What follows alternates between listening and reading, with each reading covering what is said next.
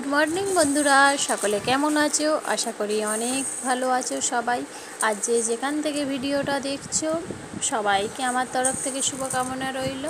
আর তোমাদের আগের ভিডিওতে আমি দেখিয়েছিলাম আমাদের পুরানো বাড়িটা ভেঙে নতুন করে হচ্ছে।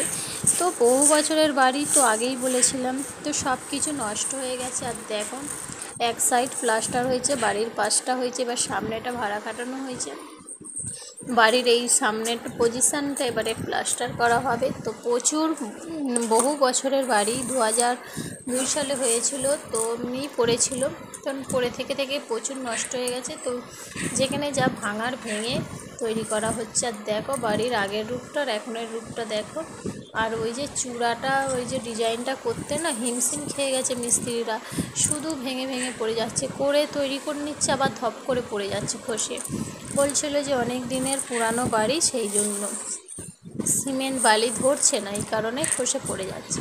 তো তোমাদের বাড়িটা একবার দেখো, এত দূর হয়েছে, ওই কোণ থেকে এই সামনের মাথা পর্যন্ত, এই পাশ থেকে সামনের পজিশান পর্যন্ত প্লাস্টার করা হয়েছে। তো বাড়ির পুরো রূপটাই বদলে গেছে। আগে কীরকম ভাঙা বাড়ি ছিল, যেন কি বিশ্রী লাগতো দেখতে, নিজেদেরই খারাপ লাগতো। আর দেখো সবে ওইটুকু কাজ হয়েছে, তাই অনেক টাকা চলে গেছে, মিস্ত্রিরাই শুধু টাকা নিয়ে নিচ্ছে। বালি সিমেন্টের ক পয়সা দাম, মিস্ত্রি খরচই বেশি।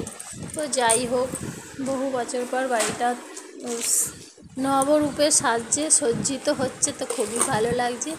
তো দেখো এই ডিজাইনটা ছিল অন্যরকম, কিন্তু ওইগুলো আর চলবে না বলে সব কিছু ভেঙে করিয়েছে। আর এই ডিজাইনটা করতে পাগল হয়ে গেছে মিস্ত্রিরা, তো ওরা পাগল। আগের দিন বাইরেটা হয়ে গেছে, পুরোপুরি কমপ্লিট হয়ে গেছে, এবার ভেতরটাই ধরা হয়েছে, কারণ বাইরে প্রচুর বৃষ্টি হচ্ছে বলেই বলি ভেতরটাই করে দাও।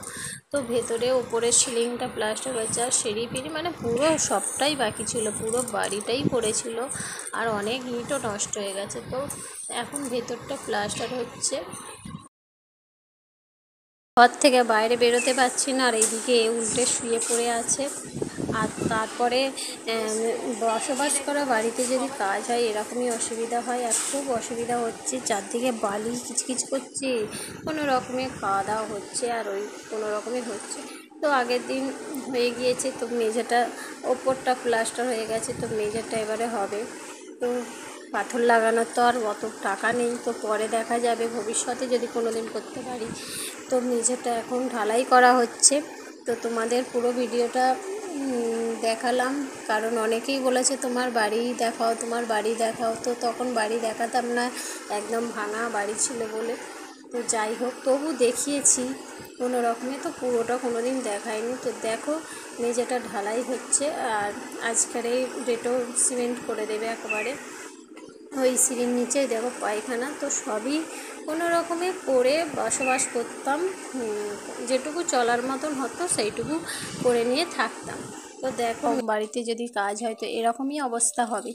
তো মেঝেটা সম্পূর্ণ হয়ে এসছে, তো রাত হয়ে গেছিলো, 9টা বেজে গেছিলো করতে সেদিন। আর ভিডিওটা আমার অনেক দিনের করা ছিল, কিন্তু এডিট করার অভাবে ছাড়তে পারি না। যাই হোক, ভালোভাবে এডিটও করতে পারি না। আর আমার ঘরের দরজাটা দেখেছো পুরো ভাঙা, তো সম্পূর্ণ সব কিছুই নতুন করে করতে হবে। আর আমি ভাবতে পারিনি এত টাকা খরচ হয়ে যাবে।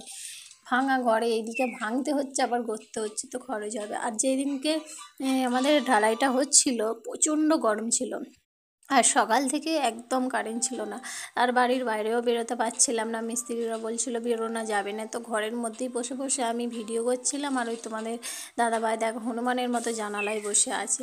তো যাই হোক, ঘরটার অবস্থা দেখেছো তো, মেলোচ্ছে হয়ে আছে, কিচ্ছু করার নেই, সব কিছু পরে গুছানো হবে। আর আমার ছেলেও ঘরে বসে বসে খেলছে, কি করবে বেচারা, বাইরেও বেরোতে পারছিল না।